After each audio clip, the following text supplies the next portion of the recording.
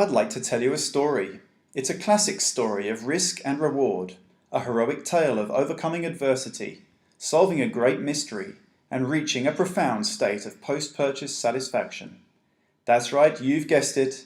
This video will explore the consumer decision-making process. I will be covering the 5 steps in this process and bringing each step to life with a recent story of a purchasing decision I made. But first, I'd like to give you a brief overview of the 5 steps of the consumer decision-making process. Firstly is need recognition. This occurs when a stimulus causes a consumer to become aware of an imbalance between actual and desired states. Next follows the information search. To address the need, the consumer searches for information on available solutions that will address the imbalance. Third comes evaluation of alternatives. This is where the consumer chooses between the various solutions identified. Then we have the purchase. Having evaluated the alternatives, the consumer decides which product to buy, or may even choose not to make any purchase at all. And last is our post-purchase behavior. This is where the consumer may exhibit different behaviors depending on levels of satisfaction or dissatisfaction with the purchase. As we go through the story, I will also highlight additional factors that come into play at each of these steps. And now, on with my story. Number 1. Need recognition. The story begins when I went to the doctor because I was feeling tired and lethargic. The doctor told me that my blood cholesterol was high and suggested I do some high-intensity exercise. This created an imbalance between my actual state, tired and high cholesterol, and my desired state, energetic and healthy, and if I'm honest, a little bit more muscular too. There were 2 main stimuli that led to this recognition.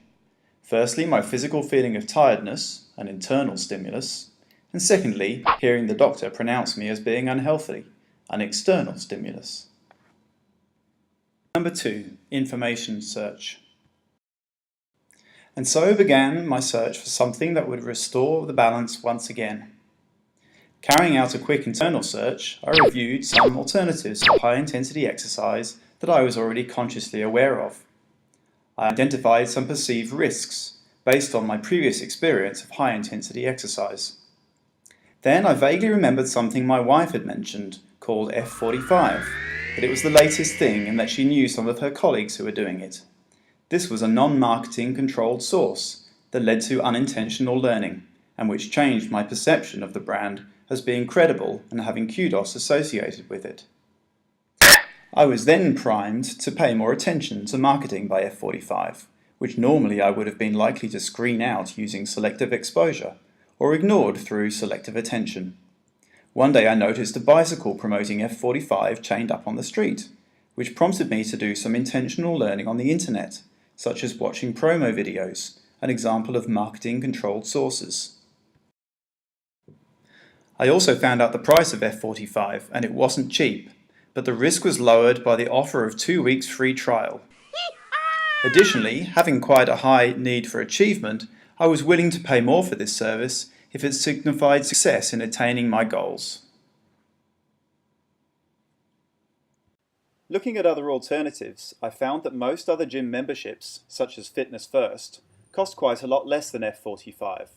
However, most didn't offer the kind of structure I knew I would need in order to stick with it in the long term.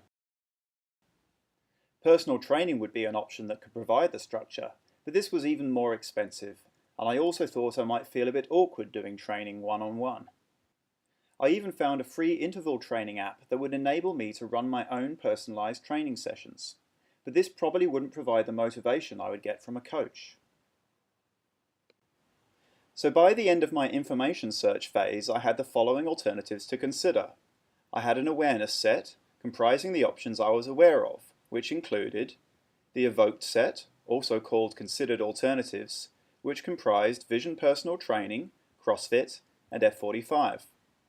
The inert set, or backup alternatives, which comprised Fitness First and my free training app, and the inept set, or avoided alternatives, which included running, soccer, and many other options that were not suitable for my needs, including Zumba.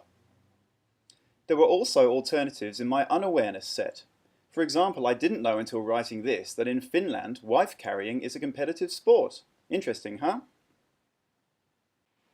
Number 3. Evaluation of alternatives. Next, I began to weigh up the different options.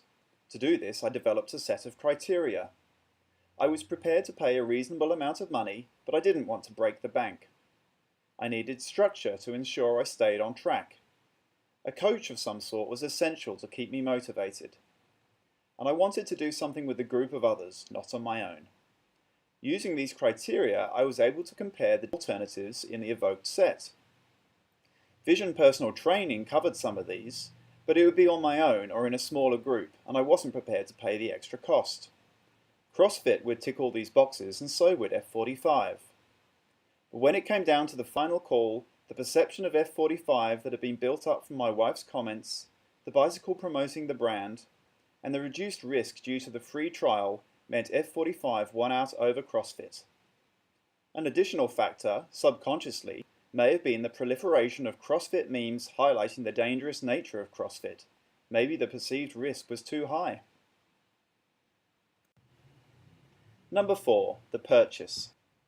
I attended my free trial of F45 and loved it. The final clincher came when I came to sign up for a membership. I discovered if I signed up straight away I could get a discount for being a foundation member, since it was a very new club. This tipped the balance and I committed to the purchase happily. Number 5. Post-purchase behaviour. F45 met my expectations, and so my post-purchase evaluation was almost entirely positive. Another way of understanding why I was so satisfied with my purchasing decision is to look at it using Maslow's hierarchy of needs. At the base level, my physiological needs were being satisfied through lowering my cholesterol and having more energy. From the point of view of safety, I felt better able to look after myself and even defend my family if needed, and I also felt safer doing F45 in comparison to CrossFit. In the social sense, I was feeling part of a community of people whom I could share the experience and motivation with. In terms of self-esteem, my improved physique and strength were paying dividends in terms of confidence. And in terms of self-fulfillment, I felt I was becoming my best self, and also had more energy to achieve my other goals in life. However, I am open to the fact that maybe this is due to selective retention, causing me to forget the bits I'm less happy with, such as the occasional dirty gym equipment. So in the future I will try out CrossFit and see how it compares. But for now I am indeed in a profound state of post-purchase satisfaction.